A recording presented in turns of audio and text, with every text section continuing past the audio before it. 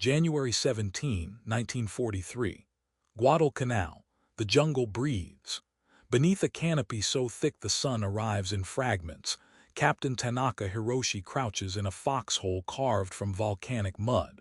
His uniform, once pressed and proud in Tokyo, now hangs like rotted canvas against his ribs. The air tastes of copper and decay. Somewhere in the darkness ahead, beyond the wall of palm fronds and creeping vines, he hears it, a sound that does not belong to the jungle. Not the chatter of parrots or the rustle of rats through the undergrowth, but something mechanical, methodical. The clinking of metal, the low murmur of voices speaking a language he was taught to despise. English, American English. And in that moment, as rainwater drips from the brim of his cap and mosquitoes feast on his exposed neck, Captain Tanaka remembers what his instructors told him at the Imperial Military Academy 5 years before. The Americans are soft. They are merchants and movie watchers, jazz dancers and baseball players. They will break. He believed it then. Every Japanese officer believed it. The entire strategic doctrine of the empire rested upon this single, fatal assumption. To understand how Japan arrived at Guadalcanal, how thousands of its finest soldiers came to die in the mud of an obscure island chain few had heard of before 1942, one must return to the decade before Pearl Harbor, when Japanese military theorists constructed an image of America that was equal parts propaganda, wishful thinking, and catastrophic miscalculation. Throughout the 1930s, as Japan's armies carved through China and its navy swelled with ambition, the officer corps studied their potential adversaries. Germany was respected, disciplined, a nation of warriors. Britain, though declining, retained the hard edge of empire. France had history. But America was a puzzle wrapped in contempt. Japanese intelligence reports from the era read like anthropological surveys of a strange and inferior species. American soldiers, they concluded, were individualistic to the point of chaos. They lacked the spiritual unity that bound Japanese troops to their emperor and to each other. They had grown fat on abundance, lazy from comfort. Their culture celebrated the self over the collective, pleasure over sacrifice, wealth over honor. How could such a people produce soldiers capable of matching the samurai spirit? How could a nation that worshipped money and Hollywood understand Bushido, the way of the warrior, the willingness to die without hesitation for a cause greater than oneself? This was not merely racism, though racism certainly poisoned the analysis. It was strategic doctrine. Japanese war planners calculated that America, despite its industrial capacity, lacked the will to endure a brutal Pacific War. Yes, the Americans had factories and resources Japan could only dream of, but resources meant nothing without the spirit to wield them. One hard blow, Pearl Harbor, would shatter American morale. A string of quick victories across the Pacific would demonstrate Japanese invincibility.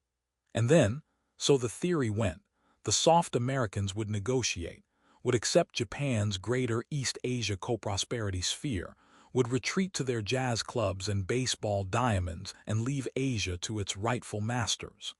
Admiral Yamamoto Isuroku, architect of the Pearl Harbor attack, understood better than most the danger of underestimating America. He had studied at Harvard, had traveled across the United States, had seen the factories of Detroit and the oil fields of Texas. He warned the Imperial High Command that Japan was awakening a sleeping giant. But even Yamamoto did not fully grasp what was coming. None of them did, because the image of the soft American was too useful, too embedded in the psychology of Japanese militarism, too necessary to justify a war that, by any rational calculation, Japan could not win. So they attacked. December 7, 1941, Pearl Harbor burned, Manila fell. Singapore, the British fortress that was supposed to be impregnable, surrendered in humiliation.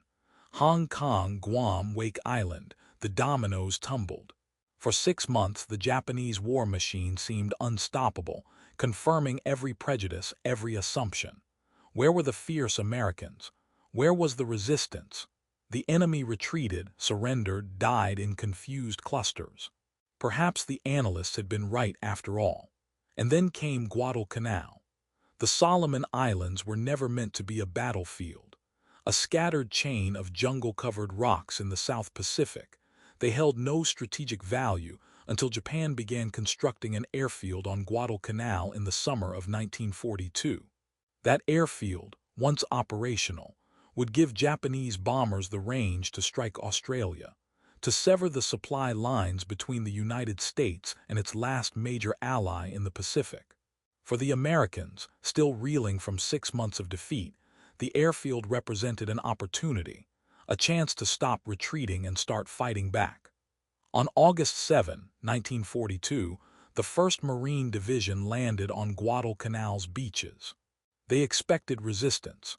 What they found was an unfinished runway and a jungle that would become a 6-month nightmare for both sides. For the Japanese soldiers rushed to Guadalcanal to retake the island, the campaign began with confidence. These were not green recruits but veterans, many of whom had fought in China, men who had endured hardship and tasted victory. They landed expecting to face the soft Americans they had been promised. What they encountered instead shattered the illusion so completely that, decades later, survivors would struggle to describe it, their words failing to bridge the gap between expectation and reality. The first shock was material. Japanese soldiers arrived on Guadalcanal carrying what they could: a rifle, perhaps 60 rounds of ammunition, a week's supply of rice, a canteen. This was standard for the Imperial Army, an institution that prized endurance and expected its men to subsist on minimal rations, to forage, to make do. Hardship was virtue. Suffering built character. When Japanese troops overran American positions in those first chaotic weeks, they found something that defied comprehension: abundance. Cases of canned food, fruit cocktail, peaches, beef stew, items many Japanese soldiers had never tasted. Chocolate bars individually wrapped, cigarettes in neat packs. Medical supplies in quantities that suggested the Americans viewed even minor wounds as worth treating. One Japanese officer, in a letter later recovered from his body, described entering an abandoned Marine camp and finding enough food to feed my entire company for a month. The Marines had been there less than a week. This was not just abundance. This was a statement. Every can of Spam, every pack of Lucky Strikes, every morphine syringe in a medic's kit whispered the same message. We do not expect our soldiers to suffer needlessly. We have so much that we can afford to be comfortable even in hell. For Japanese troops starving on daily rations that dwindled to handfuls of rice, this abundance was both tantalizing and terrifying. It suggested an enemy that fought from a position of such overwhelming material superiority that individual privates lived better than Japanese colonels. How do you defeat a nation that tosses aside food you would kill for? But material abundance was only the first shock. The second was tactical, and it was worse. Japanese infantry doctrine in 1942 emphasized the supremacy of spirit over firepower, of offensive aggression over defensive calculation. The bayonet charge, the banzai attack, was not merely a tactic but a spiritual act, a demonstration of Yamato Damashia, the unconquerable Japanese spirit. When executed properly, when soldiers charged with absolute commitment to death, screaming, bayonets fixed, the enemy was supposed to break. Terror was the weapon, and terror had worked against Chinese troops, against colonial armies, against everyone the Japanese had faced.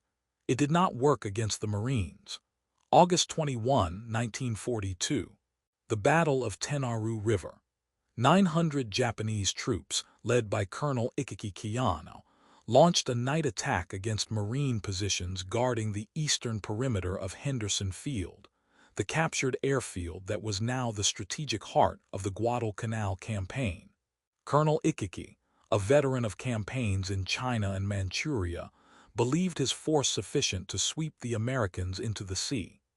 His men fixed bayonets, synchronized watches, and prepared for the charge that would restore Japanese honor and momentum. They attacked at 200 hours, screaming, running through the darkness, bayonets gleaming in the tropical moonlight. The Marines, dug in behind sandbags and barbed wire, waited, then opened fire. What happened next was not a battle, it was an execution. The Marines had been told the Japanese preferred night attacks, had been trained to stay calm, to wait for targets to close within effective range. They had 30 caliber machine guns set in interlocking fields of fire, had artillery pre-registered on likely approach routes, had flares to turn night into day. When the Japanese charged, the Marines cut them down in waves. Those who reached the barbed wire died tangled in it. Those who broke through met shotguns and rifle fire at point-blank range. By dawn, more than 800 Japanese soldiers lay dead on a narrow strip of sand. 15 Marines had been killed. Colonel Ikiki, confronted with annihilation, burned his regimental colors and shot himself. His staff officers followed suit. For the survivors who stumbled back into the jungle, the psychological wound went deeper than the bullets. They had attacked with total commitment, with the spirit that was supposed to guarantee victory, and they had been massacred, not because they lacked courage, but because courage meant nothing against industrial firepower wielded by men who refused to panic. This became the pattern. September, the Battle of Edson's Ridge, where Marine raiders held a critical position against repeated Japanese assaults, calling down artillery so close that shrapnel wounded their own men, but holding, always holding. October, the battle for Henderson Field, where Japanese battleships shelled the airfield into a cratered wasteland, and still the Marines patched the runway, kept planes flying, kept fighting. November, naval battles so violent the waters off Guadalcanal were named Iron Bottom Sound for the dozens of ships that lay beneath the waves. And through it all, Japanese soldiers died by the thousands, not in glorious battle but in the grinding arithmetic of attrition, where every attack met prepared defenses, where every night assault was illuminated by flares and shredded by machine guns, where the soft Americans simply would not break. In the foxholes and aid stations, in the letters Japanese soldiers wrote knowing they would likely die before the letters reached home, a transformation occurred. The propaganda image of the weak American dissolved, replaced by something more disturbing. Respect mixed with incomprehension. How had they been so wrong? Private First Class Okada Shiro, a 22-year-old from Hokkaido, kept a diary recovered after his death in December 1942. His entries chronicle the psychological collapse of certainty. In August, he writes confidently of driving the Americans back into the sea within weeks. By September, the tone shifts. The enemy fights with a stubbornness we did not expect. They do not retreat even when surrounded. Their artillery is precise and constant. October, we have not eaten meat in 6 weeks. I saw an American corpse today. His pack contained chocolate, canned milk, and cigarettes. Why do they have so much? November, his final entry. We were told they were weak, but they are not weak. They are something else, something we did not prepare for. What Okada could not articulate, what many Japanese soldiers struggled to understand, was that the Americans were fighting a different kind of war, one that married. The Marines on Guadalcanal were not professional soldiers in the Japanese sense. Many were barely out of high school, farm boys and city kids who had enlisted after Pearl Harbor, who had trained for a few months before being shipped to the South Pacific. They missed home, complained about the heat and the rations, wrote letters about girls and baseball, and whether they'd be back for Christmas. They were, in other words, exactly the individualistic, comfort-seeking Americans that Japanese propaganda had described. But when the shooting started, they fought with a ferocity that bewildered their enemy. They fought not for an emperor or an abstract concept of national purity, but for each other, for the man in the next foxhole, for the pragmatic belief that the only way to get home was to win. And they fought with the confidence of men who knew that behind them stretched an industrial base so vast that ammunition would never run out, that reinforcements would keep coming, that every loss could be replaced. This was the soft underbelly of American society turned inside out. The same culture that produced jazz and Hollywood also produced logistics networks that kept frontline troops supplied even in the middle of a malarial jungle thousands of miles from the nearest friendly port. The same individualism that Japanese analysts saw as weakness bred initiative, adaptability, junior officers and NCOs who made decisions on their own when communications broke down, who improvised solutions instead of waiting for orders. There was a sound that haunted Japanese soldiers on Guadalcanal, a sound that veterans mentioned in interrogations and memoirs, that showed up in diaries and after-action reports, always with the same tone of dread. It was the sound of the Marine Corps Corsair fighter bombers, the bent-wing aircraft the Japanese called whistling death for the noise they made diving toward a target. But beneath the Corsairs, deeper and more constant, was another sound: the rumble of American artillery. The Americans had somehow dragged howitzers through the jungle, had established fire bases with interlocking fields of coverage, had trained forward observers who could call down shells with uncanny accuracy. Japanese attacks did not die in glorious charges. They died in explosions, in the shriek of incoming rounds that soldiers heard seconds before oblivion. There was no defense against it, no way to show courage or spirit. You advanced and shells fell. You retreated and shells fell. You hid in bunkers and eventually the Americans brought up flamethrowers or tanks or simply called in more artillery until the bunker was a crater. For an army that had built its identity around the primacy of the warrior spirit, this industrialized killing was spiritually incomprehensible. Where was the honor in being obliterated from a distance by an enemy you never saw? Where was the test of courage when the enemy refused to meet you blade to blade and instead buried you in high explosives? The Japanese soldier was prepared to die, even eager to die, if death came in service to the emperor, in a moment of transcendent sacrifice. But there was no transcendence in being blown apart by a 105 shell fired from 2 miles away. There was only sudden darkness and your comrades scraping up what remained. The symbolic object that came to represent everything Japanese soldiers hated and feared about the Americans was not a weapon. It was a can. The ubiquitous American ration can, tin cylinders that seemed to litter every battlefield, that represented a logistical miracle the Japanese could not match. While Japanese troops starved, and they did starve, malnutrition killing as many as combat by the campaign's end, the Americans ate canned rations they complained about, but that contained more calories and nutrition than Japanese officers received. The cans became symbols of American excess, yes, but also of American seriousness. A nation that could transport millions of cans of food across the Pacific, that could waste food its enemies would die for, was not a nation that could be defeated by spirit alone. Captain Tanaka, crouched in his foxhole in January 1943, understood this now. He had been on Guadalcanal for 4 months. His company had numbered 180 men when they landed. 43 remained.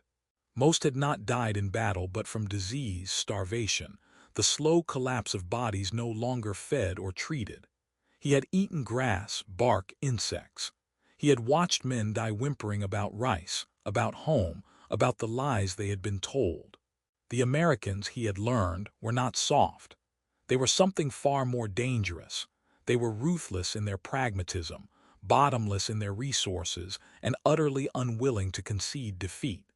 By February 1943, the Japanese High Command made the decision to evacuate Guadalcanal, spinning the retreat as a strategic withdrawal, while privately acknowledging catastrophic losses.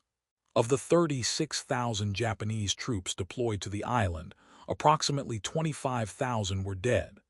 The Americans had lost 7,000. More critically, Japan had lost the initiative in the Pacific, had revealed to itself, and its enemies that the myth of Japanese invincibility was just that, a myth. But the lessons of Guadalcanal went deeper than casualty counts. For the Japanese military establishment, the campaign should have prompted a fundamental reassessment of doctrine, of assumptions, of the narratives that had led them into this war. Instead, the response was often to double down. If spirit had failed to overcome material superiority, then greater spirit was needed. If banzai charges had been slaughtered, then more banzai charges must be launched. The cognitive dissonance was too great. To admit that the Americans were not soft, that they were in fact formidable enemies capable of matching Japanese courage while vastly exceeding Japanese resources, was to admit that the war was unwinnable, that the entire strategic premise of the Pacific conflict was a delusion. So the war continued, and Japanese soldiers kept dying in battles that replayed Guadalcanal's dynamics on different islands: Tarawa, Saipan, Iwo Jima, Okinawa. Each time, Japanese troops fought with desperate bravery. Each time, they died by the tens of thousands against an enemy that brought more guns, more ships, more planes, more of everything. The soft Americans, it turned out, were very good at war, not because they loved it, but because they were very good at organization, at production, at logistics, at the unglamorous work of moving men and supplies across oceans and keeping them supplied. American Marines who fought on Guadalcanal and later islands often spoke with respect about their Japanese opponents. They acknowledged the courage it took to charge machine guns, the tenacity of Japanese defensive positions, the willingness of Japanese soldiers to fight to the death rather than surrender. But they also recognized that courage alone was never going to be enough. One Marine sergeant interviewed after the war put it bluntly: "They were brave. God, they were brave. But bravery doesn't stop a bullet, and they just kept coming at us the same way, and we just kept killing them. After a while, it wasn't even about brave or not brave. It was just sad." The transformation in perception went both ways. Just as Japanese soldiers were forced to abandon their image of the soft American, American troops confronted their own assumptions. Before Guadalcanal, many Marines had internalized a different kind of propaganda, that Japanese soldiers were subhuman, mindless fanatics, easier to kill than to understand. Combat complicated that narrative. Yes, Japanese soldiers fought fanatically by American standards, but up close in the jungle, the Americans saw that their enemies were men, tired, hungry, afraid, human. They fought for reasons that made sense to them, even if Americans found those reasons alien. And they died just as horribly, screaming for mothers and gods, bleeding out in the mud, as any American did. This recognition did not stop the killing. Wars do not end because soldiers recognize each other's humanity. But it added a layer of tragedy to the violence. The Japanese had been told the Americans were soft, materialistic, unworthy. The Americans had been told the Japanese were savage, inhuman, expendable. Both sides discovered, in the worst classroom imaginable, that the other was human, which somehow made the killing worse, not better. Because if your enemy is human, if he is brave and suffering and dying for beliefs he holds sacred, then his death is not a triumph but simply a waste, and the war must still go on. There is a photograph, taken in February 1943, as the last Japanese soldiers evacuated Guadalcanal under cover of darkness, their retreat so skillfully executed that the Marines did not realize the island was theirs until Japanese resistance simply stopped. The photograph shows Marine engineers bulldozing a mass grave, dozens of Japanese bodies piled like cordwood, their faces stiff and gray, their uniforms rotted. In the foreground, a young Marine, he looks no older than 19, smokes a cigarette and stares at the bodies with an expression that is neither satisfaction nor grief, but something more like exhaustion. He has survived.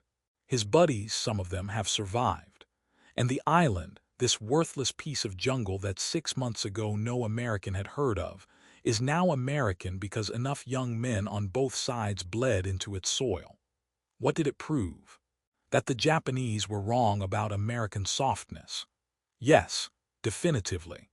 But the deeper lesson, the one that would resonate through the remaining years of the Pacific War, was about the nature of industrial warfare in the 20th century. The age when courage and spirit could overcome material disadvantage was over, if it had ever existed. Modern war was about production rates and supply chains, about radios and artillery, about keeping your soldiers fed and armed and supported.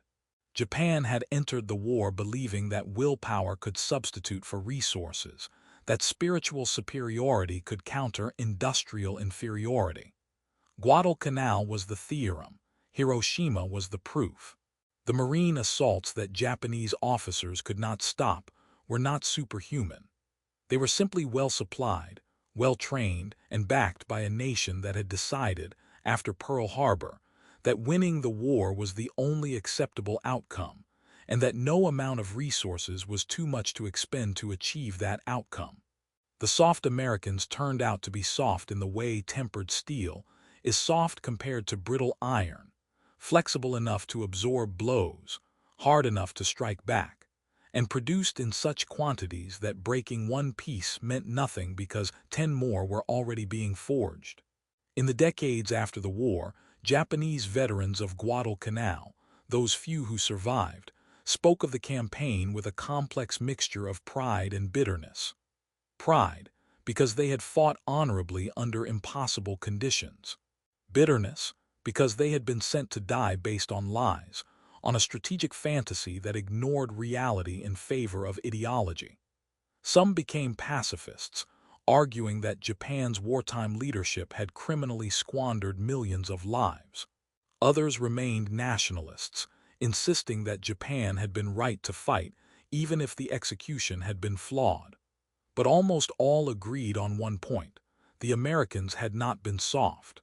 That particular delusion, at least, died in the jungles of Guadalcanal. For the Americans, Guadalcanal became a symbol of the turning point, the moment when retreat ended and the long, bloody march toward Tokyo began. The Marines who fought there became legends, and rightly so. Their courage was real, their suffering immense. But the true story of Guadalcanal is not just about courage. It is about the collision between two worldviews, two militaries, two nations that each believed the other incapable of sustained resistance. One side was right. The other learned, too late, that believing your enemy weak does not make him so. Night falls over Guadalcanal in January 1943, and Captain Tanaka listens to the sounds of the jungle, the insects, the rain on the leaves, the distant rumble that might be artillery or might be thunder. In 3 weeks, he will be evacuated, skeleton-thin and malaria-ridden, to die in a hospital in Rabaul. But tonight, he is still alive, still crouched in his foxhole, still remembering what his instructors taught him about the soft Americans. He thinks about the Marine positions across the river, the men he has never seen but whose presence he feels like gravity. He thinks about the cans of food they eat, the shells they fire, the endless columns of supplies that somehow reach them even here, at the edge of the world. He thinks about his own soldiers, starving and sick, still ready to die if ordered, still believing somehow that spirit matters. And in the darkness, Captain Tanaka reaches a conclusion that he will never write down, never speak aloud, but that settles into his bones with the weight of absolute truth. They were never soft, we were just blind. The jungle breathes, the war continues, and in the contest between belief and reality, reality as always wins.